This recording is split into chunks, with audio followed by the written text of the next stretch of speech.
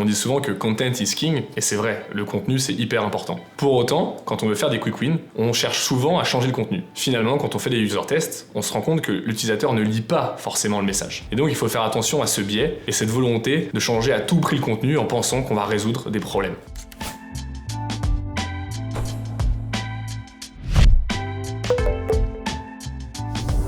Salut, je m'appelle Alban, je suis Head of Product chez Nickel. On est une fintech partout en Europe. À côté de ça, je suis aussi trainer chez OnTrain, une plateforme qui met en relation les entreprises avec des trainers, comme moi, pour l'expertise digitale.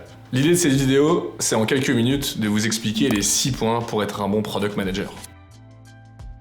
Le premier sujet, c'est la résolution de problèmes. Souvent, quand on attaque un projet, on réalise qu'on veut tacler beaucoup trop de problèmes en même temps. Scoper le bon problème, c'est vraiment le taf du produit. C'est pas forcément de s'attarder sur des solutions, de trouver les bonnes solutions. Aujourd'hui, quand je prends la souscription Nickel, quand je rentre dedans et que j'ai envie de tacler un souci sur un écran en particulier, j'ai tendance et le réflexe à vouloir prendre tous les autres problèmes qui sont liés. Si je commence comme ça, à la fin, j'arrive jamais à démarrer mon sujet et j'arrive donc jamais à mes fins. Il est donc important de passer du temps sur le bon périmètre du problème, et ça c'est vraiment le job d'un product manager. Le deuxième type, c'est de savoir éditer des règles. Être product manager, c'est rédiger des règles claires et partagées par tout le monde. C'est ce que j'appelle la norme sans la force. Cette capacité de soft power qu'on peut avoir dans une entreprise. En général, on parle aussi de consistency, puisqu'il faut avoir des règles claires entre les différents produits. Chez Nickel, par exemple, la répartition entre l'app et web fait que de temps en temps, on a des règles qui peuvent être pas identiques et qui créent de la complexité. Et c'est là tout l'intérêt, c'est de garder une ligne directrice, des règles claires, quel que soit le produit. La troisième règle d'or, c'est le contenu. On dit souvent que content is king, et c'est vrai, le contenu c'est hyper important. Pour autant, quand on veut faire des quick wins,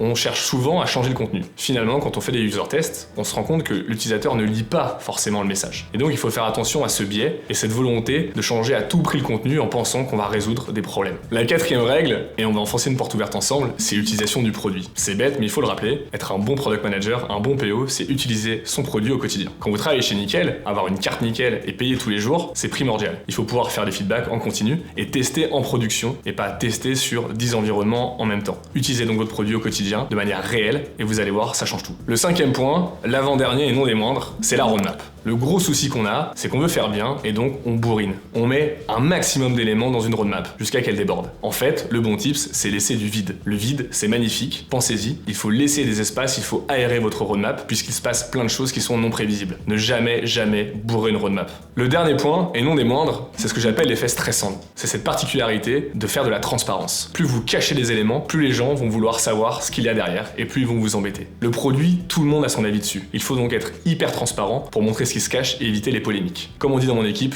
faut ouvrir le kimono. Voilà, c'était donc mes 6 tips pour pouvoir faire du produit au quotidien. Dans tous les cas, utilisez le compte Nickel. Vous verrez, on fait plein de choses super. Allez sur OnTrain, on pourra aussi vous aider pour améliorer vos compétences. Et évidemment, regardez les vidéos Behind the Skills. Là, vous allez apprendre des choses. Dans tous les cas, vous allez avoir à disposition des vidéos dans cette capsule qui vont pouvoir vous aider à aller davantage dans les différents sujets. On parlera de design system, on parlera de discovery, on parlera de delivery. Vous allez voir, les 6 grands points que j'ai évoqués seront repris dans le détail avec des magnifiques exemples et en plus avec une équipe de choc. Suivez ça.